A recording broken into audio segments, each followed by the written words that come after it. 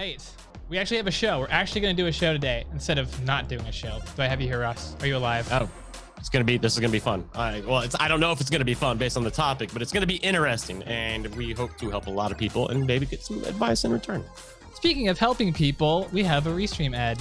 This podcast is sponsored by Restream. Why live stream to one platform when you can simultaneously live stream to every platform to discover new audiences faster using Restream.io? Your daily drop on gaming, live streaming, and social media today is the relentless life of a YouTuber. Perrin and I were reading an article last night from Engadget about the mental health toll that being a content creator actually has on you.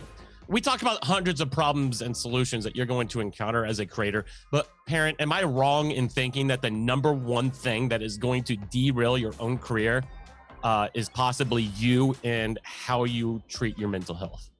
Yeah, that's pretty much it. I think there are so many creators that they have a great start or they're in a good spot and they defeat themselves. And I shouldn't say they defeat themselves, but I think the mental health challenge with this career is more substantial than we give it credit for. I think the job requires more than most careers. It requires you to put yourself out there to have your personality and the things that you share out in the world on like every social media destination. You have to be working pretty much all day, every day to really make it. I mean, it requires a lot of effort. And there's more to it than that. But that alone makes it kind of this tough hurdle that I don't think if you don't pay attention to it and you don't take care of yourself, it will be one of the ways in which you can fail. And hopefully we can like address that and maybe come up with some good ways to avoid that today. Yeah, essentially the article was, and we can share it on Twitter if anyone's interested. The article essentially kind of went over the mental health struggles and hurdles that very large YouTubers have to face on a daily basis. And some of the things were very interesting. And normally I wouldn't even say, because everybody has different ways of handling their own stress and different ways of handling their own mental health. So typically, I would say that doing an episode on this can even cloud it a little bit. But then I went and read the comments on this article, and it was very, very clear. There were tons of comments that just I had no sympathy at all for the content creators. It was a very popular opinion of, oh my God, you sit at home and you make videos. How difficult is your life? And things along that lines, things we've all heard probably from our family and friends who don't understand the career either. So it was the comments on this that actually said, okay, this really needs to be addressed, because the article itself, the YouTuber, I can't remember her name, but she had about 9 million followers or 9 million subscribers on YouTube. And she was breaking down how you can't even go on vacation. You can't enjoy any of your free time. It doesn't matter if you have the money, you're not going to have the time to spend it, because of like what Perrin just said, it's a full-time job that you have to do. And on top of that, like if you miss, their biggest concern was the stress and anxiety that was brought on by the simple task of coming up with a video idea, which we can confirm is insanely difficult. It can be challenging. And Yeah. It's incredibly challenging, and having to do that on a daily basis. You know, it's again what Perrin said. You can't miss days on this. Missing days can affect, how much money you're going to make. It can affect how many people are going to view your videos. It can affect where your place is in YouTube's algorithm. There are so many things that affect that, and to not take seriously the mental toll that can have on you is it's dangerous to be quite honest. Let's dial in on the money. So you mentioned money. Yeah. Okay. So I think that's one of the biggest areas where a large amount of stress comes into play. Of course it is. If you look at some of the major stressors in life, moving and relocating where you live, having to remake your home, that's a big one. And money. Money is like one of the biggest stressors in life. So as a creator, especially as a YouTuber, let's just focus on being a YouTuber for a second. If you're just a YouTuber and that's like where you're focused, that's where you're primarily making content, your income is volatile. There's tons of ways in which you don't get income. Your video could randomly be struck down for no reason whatsoever. This happens quite regularly, and many high-profile YouTubers, including PewDiePie, have done videos on this topic itself and how it affects them. So at any point, for any reason, any one of your videos could just not be monetized or could actually be struck down. Also, it's based on ad rates. So ad rates change month by month depending on what's going on with advertisers. So you're beholden to the advertisers, which is not a stable, reliable amount of income month over month. And so if you take a break, then think of how this reinforces the grind. If you take a break and you have less videos, you're basically getting less ad revenue, and that's stressful. So it forces you to keep grinding, and then it says don't take breaks because you get penalized because you don't get paid as much. So the money is an issue, and the biggest issue with the money is it's a volatileness on YouTube. It's not like working a 9 to 5 where you're salaried and you know you're going to get a certain amount and you can rely on it every month. Imagine getting $2,000 one month, but getting $100 the next month. I mean, that's a big disparity. That's what can happen, right? And so you don't know, you don't have this sense of security that we all kind of need as human beings financially, right? So you have a great amount of anxiety and stress because you have no idea what the future is going to bring. You have no idea if you're going to get screwed over. You have no idea if you're going to make suddenly a whole lot less money. So even when you do make a lot of money, you kind of don't trust it because next month you might not make even nearly as much. So right there, I see a lot of mental health like red flags, right? Like trust issues, financial insecurity, right? So that's going to lead to a lot more anxiety over time. And not having a sense of security in your future it's tough to come at YouTube day after day and to do it successfully. Now there are ways around this that now creators are finding out about. We've talked about some of these on the show before, and with some of the clients I've worked with, I'm gonna name drop the one. Peter Hollins found a really good solution to this early on, and he saw Patreon as like the solution to this, right? So he was having a lot of instability with monthly income. He has a family, he owns a home. It's really, really hard to plan ahead and to take a vacation or to actually live your life not knowing how much you're going to get paid in the future. When you went to Patreon, the Patreon model, you get regular monthly donations and it stabilizes your monthly income because you get your highest profile supporters, your most dedicated, loyal fans to give you monthly income. And that income there is more stable. So you use that to kind of supplement your YouTube strategy and to even out your monthly income. So that's like one way that creators have found out around it. But if you're just relying all in on YouTube, it's not going to be good for your mental health. You're beholden to an algorithm that isn't taking that into an account. First of all, advertisers don't care about your anxiety either. They don't care about how YouTubers feel, quote unquote. Neither does the algorithm. It's machine learning. It's an artificial intelligence. There's no factor in there for your mental health. So if you're just doing YouTube, you're going to run into this problem no matter what. And at some point as a creator, you have to look at when do I diversify so that I can actually have some financial security, so I don't have this anxiety all the time of the floor dropping out from underneath you. So yeah, money, one of the biggest ones. What else? You listed a couple other ones. What were some of the other ones? Oh, we had a lot. It was actually Bitwar's Mercenary on YouTube actually has a good comparison for this. He says it reminds me a lot of a commission sales job sometimes. If that job doesn't have a base salary, that's actually a really good comparison. In a sense, it's good.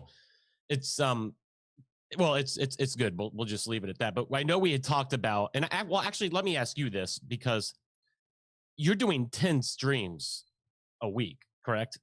Yeah. Okay. Well, about 9. I take the Friday evening. I don't do a Friday evening stream. Got it. Okay. So even still 9 live streams a week. You're also, you've got some side gigs that you're earning some money on. How do you, when is it acceptable to take a break? How do you power through being burnt out? I mean, like at 9 live streams a week, that's really a crazy number of live streams to do a week. I feel like after 3 a week, I would be done. I'd be burnt out. Where do you find that motivation to keep going? And when is it acceptable to take a break? The only reason I do that many is because I want to. Like, I wouldn't be able to do that many if I didn't want to. It would be too much of a grind. Anytime where I feel like I'm doing too much, and I've run into this before so many times. I've tried to do this creator journey thing, and I get somewhere with it kind of, and then I burn out. And so I'm very, very aware of that feeling. And I found that I can do a high number of streams per week if I always have something to look forward to by doing it, which means I'm normally like trying to figure out something new. Like, I want to do like this cool new event, or like for Mobile Legends, I want to take a closer look at like this specific hero and like really dive into it with my audience and figure out some strategies.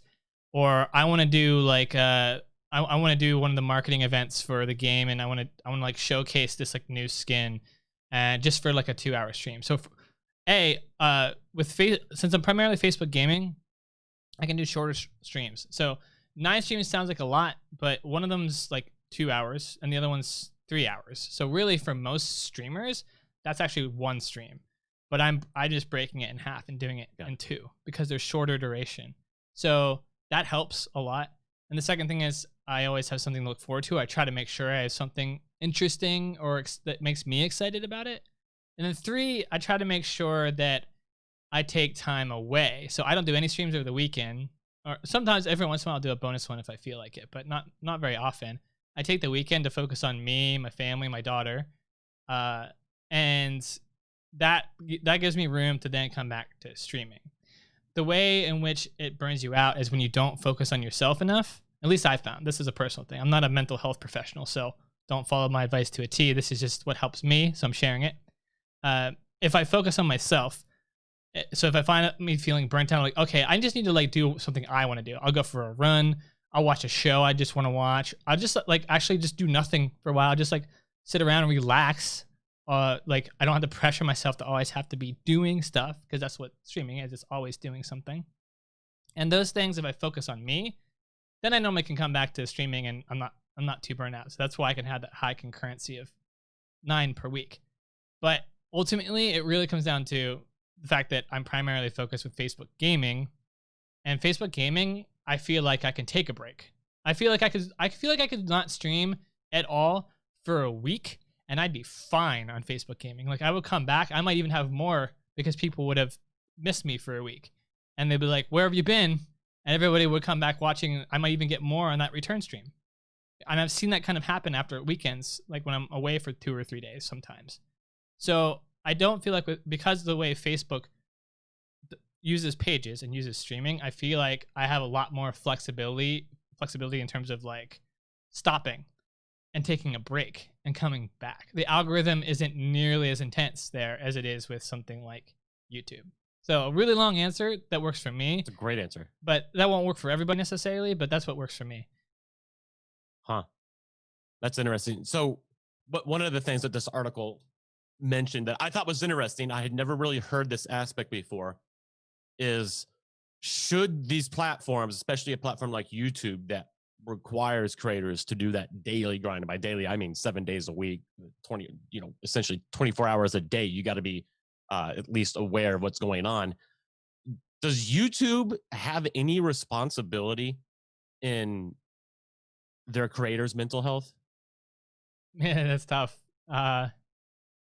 So if they start taking that responsibility on, then they also have to take on the legal ramifications for it, and they're never going to want to do that, right? Right. Like, as soon as they start taking responsibility for the mental health of YouTube creators, as soon as a creator has mental health issues and blames YouTube legally, like they don't want to enter that realm, guaranteed. So that's never going to happen, unfortunately.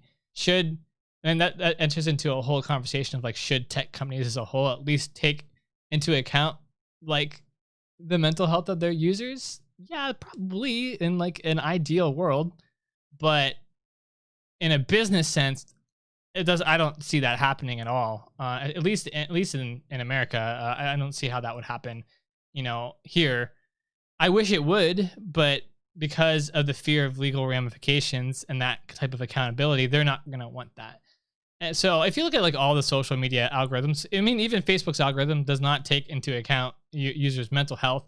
just the way that pages are designed, if I were going to go away for a week, I'm really not too worried about losing all of my audience there.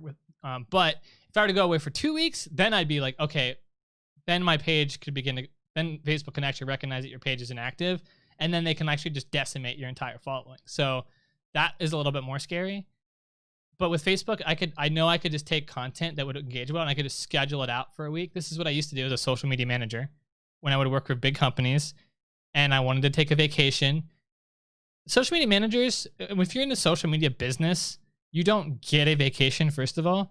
Like, there isn't anybody else really that's, especially if you're a manager, that's going to take up the responsibility of social when you want to go take a 1 week vacation. There likely won't be anybody else. So somehow you'll still be responsible. So what we would normally do is schedule posts a week in advance and then just have one of the social media, specialists, operate at that time. But if anything crazy happened, you're still going to be on call. But you schedule things in advance. So I do live content. I'd be out for a week. I'd probably just do a whole bunch of memes and I'd schedule them out on my page knowing that they would do well, so I wouldn't lose too much traction. My page would still be active. I don't have to worry about it. Then I can come back after a week of vacation, refreshed, and do it again. So Facebook gaming, I think it's a nicer spot. It helps I'm not so focused on YouTube. The other thing that helps, and I know we talk about this all the time, and we even have an ad in the beginning for it, is restreaming. But it's not just the idea of restreaming, it's diversifying yourself across multiple destinations.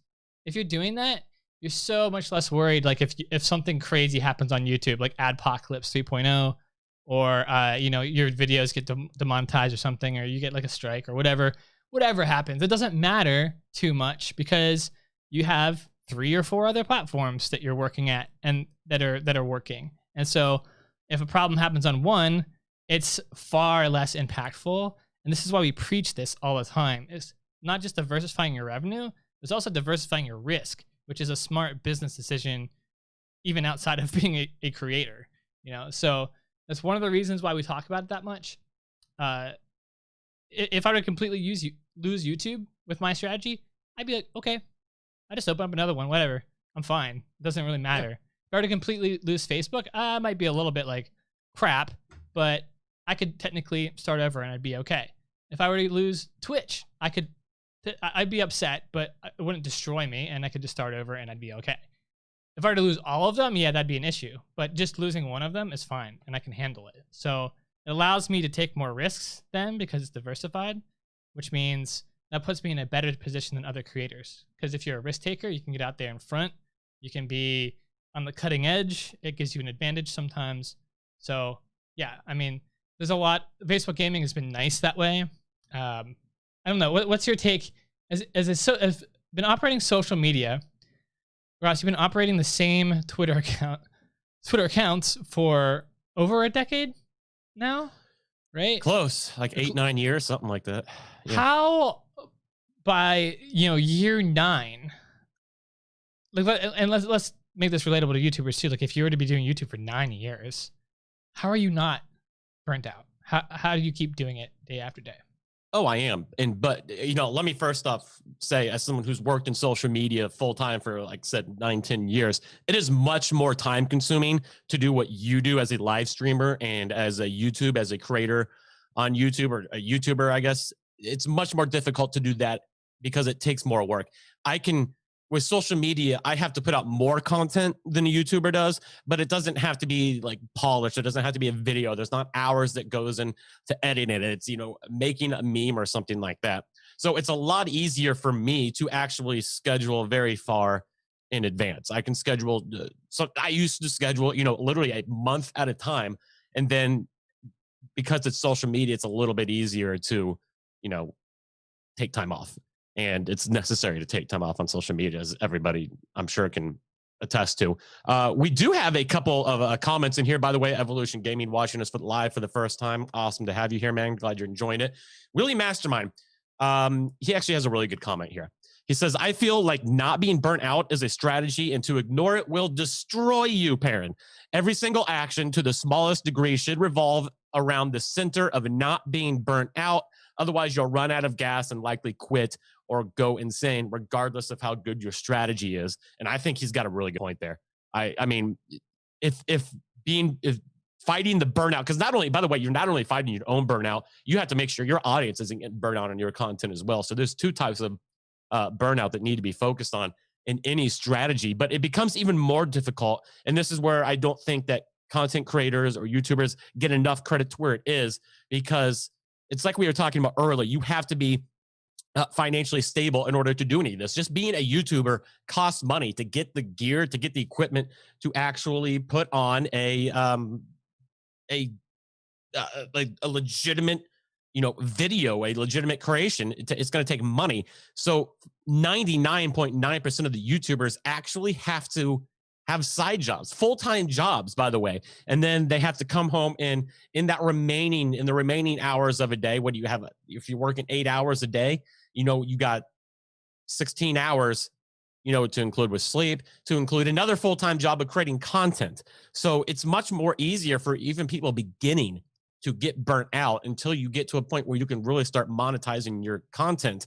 And it's like Willie Mastermind said here, if you don't have a plan in place to avoid the burnout, it's going to be the people who are just starting out as YouTubers or creators within like the first 6 months or the first year that are going to drop out. I think that's the hardest time to be a creator, from that financially, especially. Do you agree with that? Yeah, I agree with where he's going with it, but I would say I would look at it differently. It's not that you have to be kind of in fear of like burning out and trying to avoid it at all costs. It's that you just have to focus on taking care of yourself as much as you are chasing this thing. Because the more you take care of yourself, the better you feel, and the more energy you'll have to devote to the project, right? Because you're going to need a lot of energy, as Ross, you're saying. You're probably also working at least a part-time job, if not a full-time job, and trying to do another full-time job on top. And it's a competitive landscape too. So it's going to take all the energy that you have and more. You're going to have to do it in times where you don't have any energy in order to stay competitive. So you have to figure out not how to avoid and worry about, is this going to make me burn out or whatever. You have to look at taking care of yourself. Eat well, exercise, take lots of breaks, do other things in life that you love, and then you can come back to this. Because ultimately, this type of career can be pretty awesome, but it shouldn't be your whole life. And if that's the case, and this is all a perspective thing, this is just at least how I look at it. But if that's the case, then it just becomes one thing. And if that one thing, if something goes badly, like let's say you do a video and it bombs, or you do a live stream and like no one shows up, that can kind of negatively affect you hard. But if you've got other things in your life, friends, but later that day you go for a run and you like nail an amazing mile or something like that, those things will help you cope with the challenges. The healthier you are approaching it, the more energy you'll have to be able to put into it and to get back out of it. So instead of trying to avoid burnout, it's more for me along the lines of how to make sure you're taking care of yourself, because the whole thing can take all of your time. And when it does that, it absorbs you as a creator. It tries to monopolize all of your extra time. And then suddenly you're not spending any time taking care of yourself. You're not spending that extra time, just getting to watch something that you just wanted to watch on TV just for 30 minutes or something like that. Or to take an extra, 30 minutes to cook a really, really nice meal for yourself that's healthy and that will help give you energy. Or to take that extra hour in the morning to exercise instead of coming in and checking like all of your messages and trying to engage. It has a tendency, the creator journey has a tendency to take all of your time, because no matter how much time you put into it, there's always more you could be doing. So consider that because there's always more you could be doing doesn't mean that you should always do the more. Sometimes the more needs to be taking care of yourself. So that's how I would kind of look at it from that perspective. It wouldn't be fear of burning out, just making sure that you're taking care of yourself. Something we haven't talked about, how much time we have? We have a couple minutes. Yeah. We're talking a lot about the financialness of it, and we're talking a lot about how much time and effort it takes. There's another component I don't know if you run into this until you get medium size or large size, where it's an exposure thing, where the expectation is as a creator, you are on every social media avenue and you're putting your life out there. And I want to talk about that for a little bit, because the larger creators, the 9 million subs, this example you had earlier. Yeah. She's one of the reasons that she was talking about having issues, mental health issues, is because you have to put all of your life out there. And so it's a fame thing. Hollywood stars run into this as well, where your life it has a magnifying glass on it from like millions, or at least a large amount of people on the internet knowing what your life is every single day. So we're probably talking to more smaller creators here on the cast, but this is something that you have to maybe be prepared for when you hit medium or larger size, is that everybody is going to want to know every detail about your life at all times. And not only that, but they're going to feel entitled to it. Like, your viewers are going to feel entitled to get to know what you're doing today, especially if you're not creating. They're going to be entitled to want to have pictures of like the inside of your house on Twitter or on Instagram, right?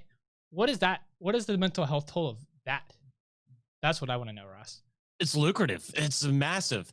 And by the way, you're absolutely right. Just because you're a small YouTuber doesn't mean that you shouldn't be paying attention to this, of what's happening with the larger YouTubers. Because as we read in the article, that person who had 9 million subs, they got there in like a very short amount of time. Sometimes it'll just click, and the next thing you know, you're taking off. You don't even have time to plan out how to separate the aspects of your life. So I think it's incredibly important to find some kind of balance. And your audience, the truest thing you said there was, your audience feels obligated. They feel like they're owed to know every detail about your life when you reach that level. And the truth of the matter is, they're not. You do not have to do that. In fact, sometimes I recommend actually not doing that to some of my clients. Having that aspect of mystery can actually help, further along the motivation. And keeping things mysterious means people are going to be asking a lot of questions. They're going to be more intrigued. If you open up every aspect of your life and just hand it over to people and be like, here's my life, enjoy it, then it really takes away a lot of the mystery from what you're trying to do. And I don't necessarily think that's a good thing. No, I'm sorry. It is a good thing, but yeah, I completely lost my train of thought there, Perrin. So I have maybe a decent example of this, because I'm not big enough to really have this be much of an issue, and I don't really share a whole lot of my like personal life outside of when I stream. I don't really do an Instagram currently. Eventually I will, but I don't really take photos of myself a whole bunch and show off like my house or my neighborhood or anything like that, or my cat or whatever. He gets enough stream time anyway.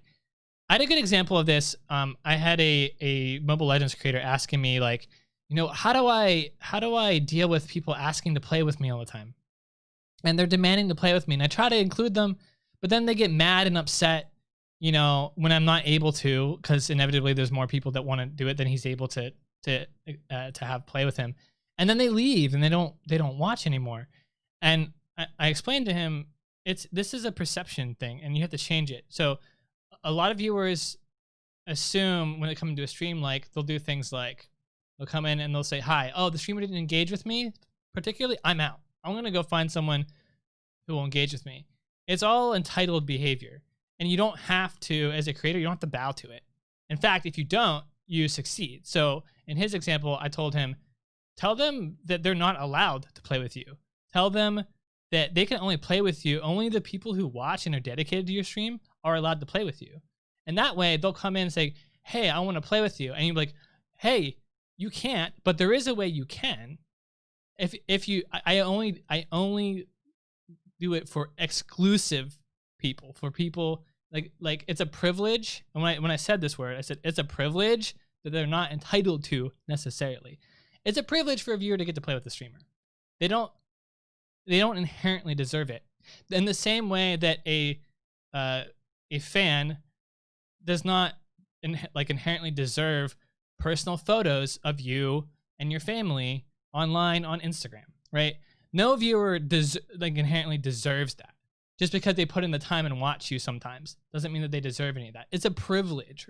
And if you treat it as a privilege as a creator, you actually make it more exclusive, which makes it more enticing, which will lead to more viewers who are dedicated fans because they'll dedicate themselves, they'll support you because they know that's how they get kind of a little bit more inside look.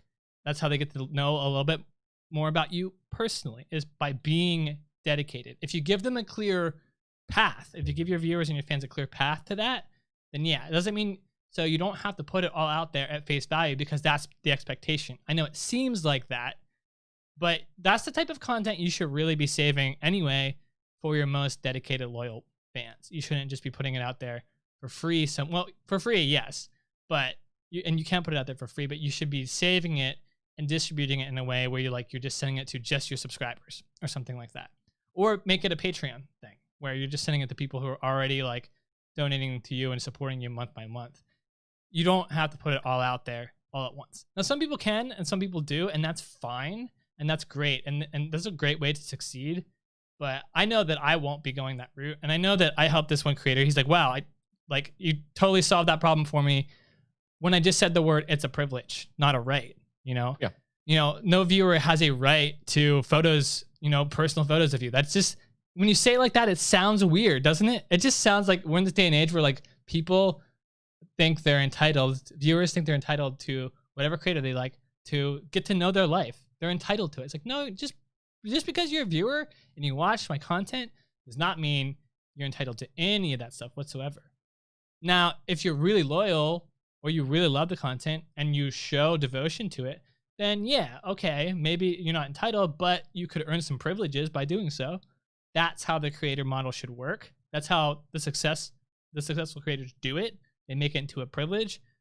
And that's how I would say to solve that mental health dilemma is in your own mind, don't think of it as, oh man, that's what they want. I need to cave to what the viewers are demanding of me. Don't do that. Like, you should pay attention to what your true fans want from you and pay attention to that. The rest, the riffraff, let them become true fans first before really kind of taking that into account. That's at least the way I look at it. I'm sure there's other ways too, but that was another way. I'm not quite there yet, but I've been thinking about what that's going to be like because I know it'll be a big change for me. I'm not used to having that much attention and exposure to my or demand for like info about my personal life. So I've been thinking lately on how I'm going to approach that.